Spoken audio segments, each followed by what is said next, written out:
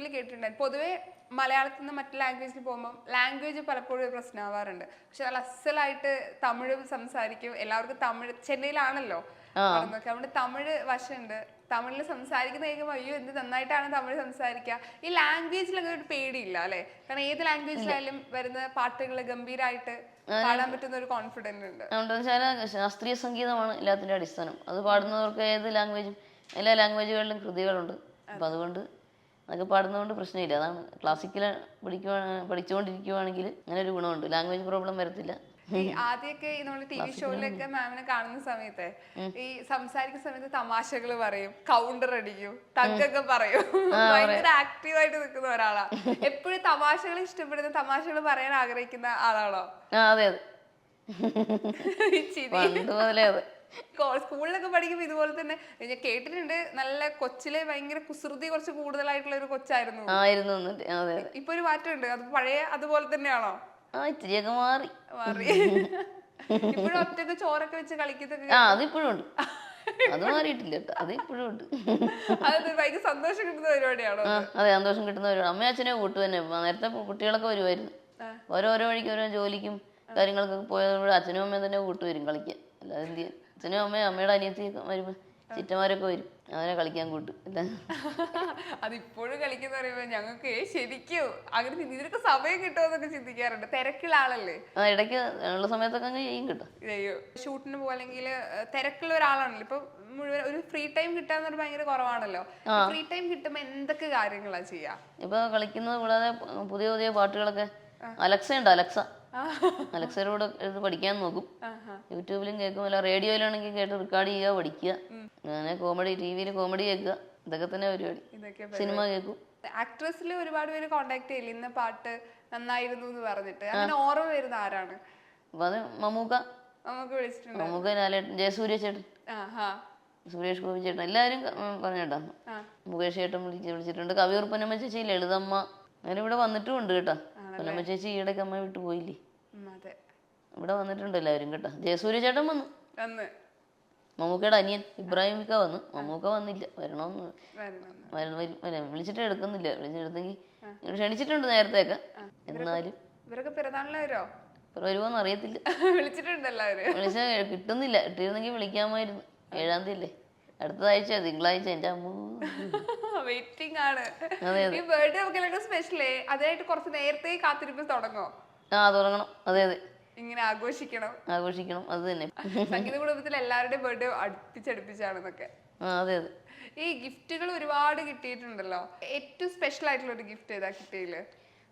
ജയറാമേട്ടൻ തന്ന വീണ, സാധാരണ വീണ. പുറകില് വീണ, അതാണ് പ്രധാനം. പിന്നെ വയലിൻ, സ്ത്രീശക്തി പുരസ്കാരത്തിനും. പിന്നെ ദാസേട്ടനൊരു വയലിൻ തന്നായിരുന്നു. ജയറാമേട്ടൻ വീണ തന്നു.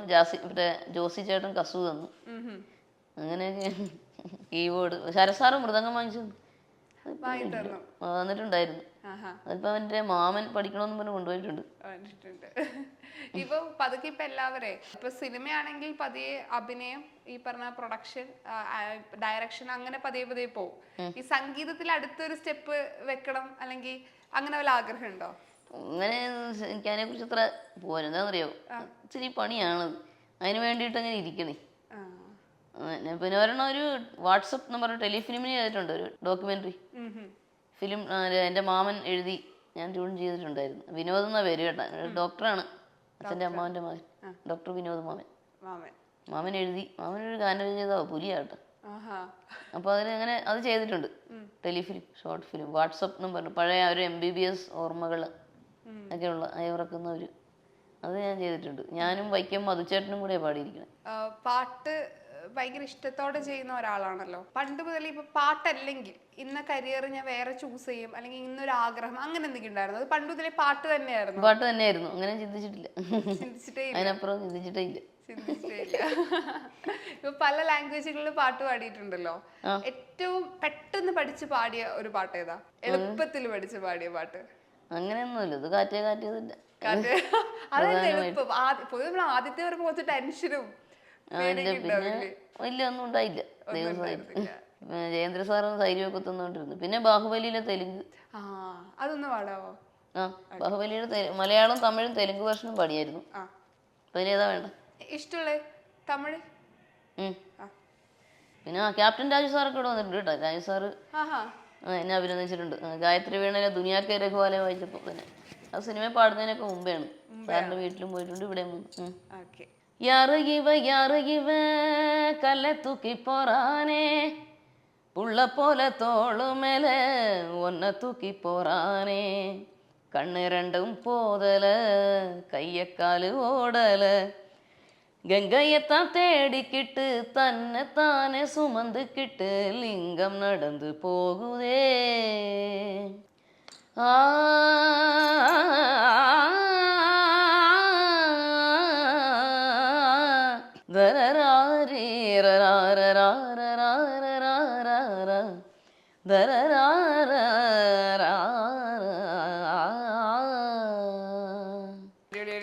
അടിപൊളി. പിന്നെ ഒരു കാര്യം, ദാസേട്ടന് ഗുരുദക്ഷിണ സമർപ്പിച്ചുകൊണ്ടാണ് ഞാൻ സംഗീത സഭയെ 6ാം വയസ്സിൽ ആരംഭിച്ചത്. അത് അച്ഛന്റെ അമ്മയുടെ ആഗ്രഹമായിരുന്നോ? എന്റെയും അച്ഛൻ്റെ അമ്മയുടെ ആഗ്രഹം. എന്റെയാണ് പ്രധാനപ്പെട്ടത്. അതെ, ദാസേട്ടൻ്റെ കാസറ്റുകൾ കേട്ട് വന്നപ്പോൾ എനിക്ക് ഭയങ്കര ആഗ്രഹമായിരുന്നു. ദാസൻകൾ എന്നൊക്കെ കാണണം. അതിനുശേഷം ഞാൻ പറഞ്ഞപ്പോഴത്തേക്കും അച്ഛനും അമ്മയ്ക്കും ആഗ്രഹമായി, എല്ലാവർക്കും ആഗ്രഹമായി. നല്ലൊരു ചാൻസ് ആയി കേട്ടോ. അതെ. ഇപ്പൊ മിമിക്രി നന്നായിട്ട് ചെയ്യുന്നറിയ, ശബ്ദങ്ങള് പഠിച്ച് സംസാരിക്കുക, ആർട്ടിസ്റ്റിനേലും നടന്മാരുടെ ഒക്കെ സംസാരിക്കാൻ ഞാൻ കേട്ടിട്ടുണ്ട്. ഒബ്സർവേഷൻ ചെയ്യല്ലേ, ഓപ്പോസിറ്റ് ഇരിക്കുന്ന ആൾക്കാര് സംസാരിക്കുന്ന എങ്ങനെയാന്നൊക്കെ. ആരെങ്കിലും കാണിക്കാവോ?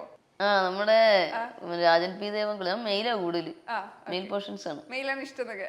അവരുടെ ശബ്ദമാണ് കുറച്ചുകൂടി ഈസി ചെയ്യാൻ വേണ്ടി. അതെന്ന് തോന്നുന്നു. അത് ചെയ്യും. നമ്മുടെ പട്ടണത്തിൽ ഭൂതം എന്നുള്ള ചിത്രത്തിലേ കോരസാറിന്റെ ഡയലോഗ് കേട്ടിട്ടില്ലേ? മറ്റേ കുറുപ്പിനോട് പറയണേ, ജനാർദ്ദനൻ സാറിനോട് പറയുന്നു, എടോ കുറുപ്പേ, തന്നെ കാത്ത് കാലം കയറുമായിട്ട് നിൽക്കാൻ തുടങ്ങിയിട്ട് കുറെ നേരമായി, വെറുതെ വെയിറ്റിംഗ് ചാർജ് കൊടുക്കണോ? അങ്ങ് ഒപ്പിട്ട് കൊടുത്തേരെ കുറുപ്പേ. ഇല്ല, ഞാൻ ഒപ്പിടില്ല. ജനാർദ്ദനൻ സാർ, എടോ അങ്ങ് തീർത്തേരടാ, അത് കത്തി കുത്തുമ്പോ ചങ്കിന് കയറ്റണം, ദാ ഇങ്ങനെ. അടിപൊളി. ഇതൊക്കെ മിമിക്രി ഭയങ്കര ഇഷ്ടമാണോ? അതെ, എന്റെ മാമൻ മിമിക്രി, ശ്രീകാന്തൻ മാമൻ ഉണ്ട്, അദ്ദേഹമാണ് മിമിക്രിയുടെ ആൾ. അവിടുന്നാണ് എനിക്ക് കിട്ടിയത്. പിന്നെ മിമിക്രി കാസറ്റുകൾ വീടിരായപ്പ സാറിന്റെ അല്ലെങ്കിൽ എല്ലാവരുടെയും എല്ലാം കേൾക്കുമായിരുന്നു. കഥാപ്രസംഗമാണേലും മിമിക്രി ആണേലും പാരഡി ആണേലും. അയ്യോ, പാരഡി ഇപ്പൊ കേശവമാവൻ ഇപ്പൊ പൊളിച്ചോണ്ടിരിക്കുവല്ലേ. ഈ മിമിക്രി ഇതുപോലെ പാട്ടിന്റെ കൂടെ തന്നെ മിമിക്രിയും പാർട്ടിസിപ്പേറ്റ് ചെയ്യുന്നുണ്ടായിരുന്നോ കോളേജ് സ്കൂളിലൊക്കെ പഠിക്കുന്ന? അതെ അതെ, പാരഡി ഗാനവും പാടുമായിരുന്നു. ഒരു പാരഡി ഗാനം പോരട്ടെ? പോരട്ടെ. പ്രഭാകര എന്താ പ്രഭാകര, സ്വരം പോയതെന്താ പ്രഭാകര, ശാസ്ത്രീയ സംഗീത ഗായക, നിന്നോട്ടോറിക്ഷയ്ക്കായി കാത്തു നിൽക്കും തുളസീധരനാണു ഞാൻ, സിംഗർ തുളസീധരനാണു ഞാൻ. സ്വരം പോയതെന്താ പ്രഭാകര, ശാസ്ത്രീയ സംഗീത ഗായക, നിന്നോട്ടോറിക്ഷയ്ക്കായി കാത്തു നിൽക്കും തുളസീധരനാണു ഞാൻ, സിംഗർ തുളസീധരനാണു ഞാൻ. സ്വരം പോയതെന്താ പ്രഭാകര. ഇതാരോ വരിയൊക്കെ സ്വയം എഴുതുന്നതാണോ? അല്ലല്ല, കേശവമാവന്റെ എഴുതരും, അത് പഠിച്ചു പാടാ. ഈ പണ്ട് സ്കൂളിൽ പഠിക്കുമ്പോഴേ വികൃതി കുട്ടിയായിരുന്നു, ടീച്ചേഴ്സ് നല്ല കുട്ടിയായിരുന്നു, സെയിം ടൈം ടീച്ചേഴ്സിനൊക്കെ എന്തെങ്കിലും ഒരു തെറ്റ് കണ്ട അപ്പൊ തന്നെ സംസാരിക്കുന്ന ധൈര്യം കൊച്ചിലേ കാണിച്ചു എന്ന് പറയാറുണ്ട്. അത് വീട്ടിൽ അച്ഛനമ്മയും പണ്ടേ പഠിപ്പിച്ച പരിപാടിയാണോ? അല്ലല്ല, തന്നെ ഉണ്ടായതാ. ആരും പഠിപ്പിച്ചൊന്നും ആദ്യം അങ്ങനെ പറഞ്ഞു പണി കിട്ടി, അടി വാങ്ങിയത് എപ്പോഴാ? അടി എങ്ങനെയാ? സ്കൂളിൽ വെച്ച് എന്തിനോ കാര്യത്തിന് എന്തെന്നായിരുന്നു സ്പെല്ലിങ് എന്തോ പറയാത്തതിനെ അടിക്കാൻ വേണ്ടി എന്നോട് പറഞ്ഞു, കൈ നീട്ടാൻ പറഞ്ഞു. ഞാൻ പറഞ്ഞു സൗകര്യമില്ല. അങ്ങനെയൊക്കെ ആയിരുന്നു. വികൃതി കൊച്ചായിരുന്നു സത്യത്തില്. കൈ നീട്ടാൻ ഞാൻ കൊതറുമായിരുന്നു അടിക്കാൻ നോക്കിട്ട്. ഞാൻ ഇപ്പോഴും ഓർക്കും അതൊക്കെ. ഇന്ന് ടീച്ചേഴ്സ് ഒക്കെ ഈ സക്സസ് കാണുമ്പോ അവര് കാണുകയോ എന്താ പറയാ, ഉണ്ട് പറയാൻ.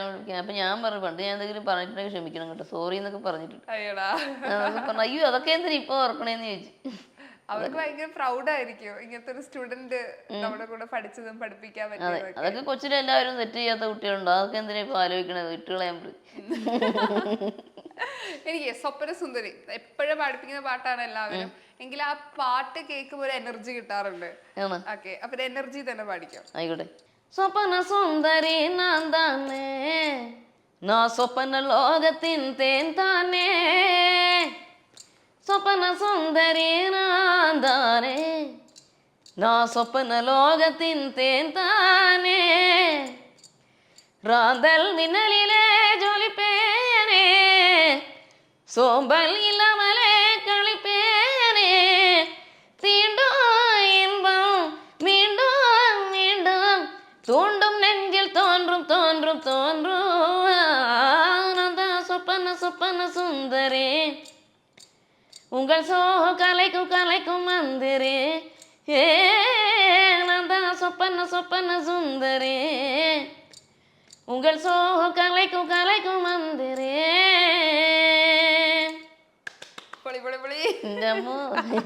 ആ എനർജി തന്നെ പാടി. Thank you. അതിപ്പോ ഏത് സ്റ്റേജ് ആയാലും അത് എത്ര ക്ഷീണം ഉണ്ടെങ്കിലും ആ എനർജിയിൽ നമ്മൾ പാടുക എന്ന് പറഞ്ഞൊരു സിംഗറിന്റെ ഒരു കർത്തവ്യം പോലെയല്ലേ. അത് എപ്പോഴും ഏത് സ്റ്റേജിൽ ഞാൻ കേട്ടില്ല വെച്ചിട്ടല്ല, ആ എനർജി തന്നെ എപ്പോഴും ഞാൻ പാടാറ്. ഈ സ്റ്റേജ് പ്രോഗ്രാമിനൊക്കെ അല്ലെങ്കിൽ അങ്ങനെ സ്റ്റേജിൽ പോകുമ്പോൾ ഭയങ്കര മറക്കാൻ പറ്റുന്ന എന്തെങ്കിലും അനുഭവം ഉണ്ടോ? ഭയങ്കര ഹാപ്പി മൂമെന്റ് ആയിട്ട് SPB സാറിന്റെ പറഞ്ഞായിരുന്നല്ലോ സ്റ്റേജിൽ പാടിയത്. കൂടെ പാടാൻ പറ്റിയില്ലെങ്കിൽ ആ സാറിരിക്കുന്ന വേദിയിൽ പാടാൻ 2 പ്രാവശ്യം പാടാൻ സാധിച്ചു. അതാണ്. പിന്നെ സാറിന്റെ അഭിനന്ദനങ്ങൾ ഇതൊക്കെയാണ്. ദക്ഷിണാമൂർത്തി സ്വാമികളുടെ അനുഗ്രഹം ആദ്യം പറഞ്ഞത് അത് സ്റ്റേജിൽ വെച്ചായിരുന്നു. ഞാൻ മറ്റേ സ്വപ്നങ്ങൾ വായിച്ചു 3 സ്ഥലങ്ങളിലായിരുന്നു, 3 പ്രാവശ്യം കണ്ടുപിട്ടിയായിരുന്നു. ആദ്യം ഹൃദയ സരസിലാണ് വൈക്കത്ത് വെച്ച്, അതിനുശേഷം തലവലപ്പറമ്പ് വെച്ച് കാട്ടിലെ പാഴ്മുളം. അതെനിക്ക് ഔട്ട്സ്റ്റാൻഡിങ് യങ് ഇൻഡിവിജ്വൽ അവാർഡ് ലഭിച്ചു. അപ്പം അത് വായിച്ചപ്പോഴും സാറ് അനുഗ്രഹിച്ചു. പിന്നെ എറണാകുളം TDM ഹാളിൽ വെച്ച് സ്വപ്നങ്ങൾ വായിച്ചപ്പോഴും ബെസ്റ്റ് കണ്ണാ ബെസ്റ്റ് എന്നൊക്കെ പറഞ്ഞ് അനുഗ്രഹിച്ചു. പാരന്റ്സിന്റെ ഏറ്റവും വലിയ അച്ഛനും വലിയൊരു ഒറ്റ മകളാണ്. കൊച്ചിലെ മുതൽ സപ്പോർട്ട് ചെയ്യുന്ന 2 ആളുകളാണ്. ഈ മകളുടെ ഈ ഒരു ഭയങ്കര പ്രൗഡ് ആയിട്ടുള്ള നിമിഷങ്ങൾ കാണുമ്പോഴേ വന്ന് സംസാരിച്ചിട്ടുണ്ടോ? അവർ പലപ്പോഴും പറയില്ലെങ്കിൽ നേരിട്ട് വന്നിട്ട് ഇമോഷണലി അല്ലെങ്കിൽ ഹാപ്പി ആയിട്ട് വന്ന് സംസാരിച്ച എന്തെങ്കിലും മൂമെന്റ് ഉണ്ടോ? പിന്നെ റെക്കോർഡിങ്ങിന് അച്ഛനും അമ്മയ്ക്കൊക്കെ സങ്കടം വന്നിട്ടുണ്ട്. അതൊരു ഭഗവാന്റെ സുപ്രഭാതവും പിന്നെ ഒരു പാടിയപ്പോഴും പറഞ്ഞിട്ടുണ്ട്. റെക്കോർഡിങ്ങിന് വെച്ച് അമ്മയ്ക്കൊക്കെ സങ്കടം വന്നിട്ടുണ്ട്. മറ്റേ ഒരു ഫീല് കേട്ടപ്പോഴേ, ഭക്തിപരമായി പാടുന്ന കേട്ടപ്പോഴൊക്കെ അതൊക്കെ ഉണ്ട്. മറ്റേ എറണാകുളത്ത് വെച്ച്. പക്ഷെ അവര് ഭയങ്കര പ്രൗഡാണ് ഈ മകളെ കിട്ടിയെങ്കിലും അല്ലേ? ഈ അച്ഛനമ്മനെ കുറിച്ച് പറയുകയാണെങ്കിൽ ഇമോഷണലി നമുക്ക് ഭയങ്കര നമ്മുടെ വേണ്ടപ്പെട്ട 2 പേരാണ്, നമ്മുടെ സ്വന്തം എന്ന് വിചാരിക്കുന്ന ആളുകളാണ്. എങ്കിലും അവരെ കുറിച്ച് ഓർക്കുമ്പോ ആദ്യം എന്താ വരണേ മനസ്സിൽ? ആദ്യം അച്ഛൻ ചോറ് വാരുത്തുന്നത്, അച്ഛനാണേലും അമ്മയാണേലും ആളും കൊച്ചിലെ താരാട്ട് വഴി ഉറക്കുന്നത്, കൊഞ്ചിക്കുന്നത്, ഇതൊക്കെ തന്നെ. ഇപ്പോഴും അതെ, ഇപ്പോഴും ഭയങ്കര ഞങ്ങള് പൂച്ചകളിയാ ഭയങ്കര. പിന്നെ സംഗീതത്തെ സാധകം ചെയ്യിക്കുന്നതും പാടിക്കുന്നതും ഇതൊക്കെ തന്നെ. എല്ലാ സ്ഥലത്താണേലും ഇന്ത്യക്കകത്തും പുറത്താണെങ്കിൽ തന്നെ അച്ഛനും അമ്മയും ഇല്ലാതെ പോവില്ല. 3 പേരുണ്ടെങ്കിലേ, ഇപ്പം അമേരിക്കയിലാണെങ്കിൽ തന്നെ എവിടെയാണേലും 3 പേരുണ്ടെങ്കിലേ വരുവുള്ളൂ, അല്ലെങ്കിൽ പരിപാടിക്ക് വിളിക്കണ്ട. ഒരാളാണെങ്കിൽ പറ്റിയില്ലെന്ന് പറയും. ഞാൻ പറഞ്ഞിട്ട് അപ്പം മറ്റ് പ്രാഥമിക ആവശ്യങ്ങൾ, മറ്റാവശ്യങ്ങൾ അമ്മയും വേണം, മറ്റേ ഗായത്രി വീണ സെറ്റ് ചെയ്യാനും മൈക്ക് കാര്യങ്ങൾക്ക് അച്ഛനും വേണം. 2 പേരും ഇല്ലാതെ ഒരു പരിപാടി അത് വേറെ ആരുടെയും കൂടെ പറ്റത്തുമില്ല. എനിക്ക് വേണം, നിർബന്ധമാണ്. ഇപ്പൊ നമുക്ക് ഇമോഷണലി ഇപ്പൊ നമ്മളെല്ലാവരും സങ്കടം വന്നാലോ സന്തോഷം വന്നാലോ നമ്മള് പാട്ട് കേൾക്കും. ഇപ്പൊ ഈ പറഞ്ഞ പോലെ മാമിന് ഇപ്പൊ ഭയങ്കര വിഷമം വരുമ്പോ കേൾക്കുന്ന ഒരു പാട്ട് എന്നതാ, അല്ലെങ്കിൽ ഭയങ്കര സന്തോഷം വരുമ്പോ കേൾക്കുന്ന ഒരു ശാസ്ത്രീയ സംഗീതം തന്നെ കേട്ടോ. 2 മതി, പ്രധാന ശാസ്ത്രീയം. അത് കഴിഞ്ഞിട്ടുള്ളൂ എന്ത് സിനിമാ ഗാനമാണേലും എന്താണേലും. ബാലമുരളി സാറിന്റെ പാട്ടുകൾ, ഇപ്പൊ ദാസേട്ടന്റെ പ്രധാനമായിട്ട് എല്ലാവരുടെയും കേൾക്കും കേട്ടോ. MS അമ്മയുടെ. പിന്നെ സന്തോഷം വന്നാലും എന്ത് വന്നാലും സങ്കടം വന്നാലും ഇത് തന്നെ കേൾക്കുള്ളൂ കേട്ടോ. പിന്നെ സന്തോഷം വരുമ്പോൾ മോഹനരാഗം, സങ്കടം വരുമ്പോഴും മറ്റേ ശുഭോന്തരാളി, അതൊക്കെ. എന്നാലും നമ്മൾ അത് മാറ്റാൻ വേണ്ടി മോഹനരാഗമൊക്കെ കേൾക്കാമല്ലോ. സന്തോഷമുള്ള രാഗങ്ങൾ കേൾക്കുക, സങ്കടം ഉണ്ടെങ്കിൽ തന്നെ. സങ്കടമുള്ള രാഗം കേട്ടാൽ പിന്നെയും കൂടുതലേ ഉള്ളൂ. അപ്പോൾ അത് മാറാൻ വേണ്ടി മോഹനം തന്നെ, മോഹനം, അംസധ്വനി, അമൃതവർഷിണി, ഇങ്ങനെയുള്ളതൊക്കെ കേൾക്കുക. ഇപ്പൊ മലയാളത്തില് വരാനുള്ള ഫാൻസ് പോലെ തന്നെ എന്റെ ഡബിള് ചിലപ്പോ തമിഴ്നാട്ടിലുണ്ടാവും. ജയ്മീമിന്റെ സോങ് ഒക്കെ ഇപ്പോഴും ആളുകളുടെ ഫേവറേറ്റ് ആയിട്ടുള്ള സോങ് ആണ്. അതിലൊരു 2 വരി. മണ്ണിലെ ഈറമുണ്ട്, മുൾക്കാട്ടിൽ പൂവുമുണ്ട്, നമ്പിനാൽ നാളെയുണ്ട്,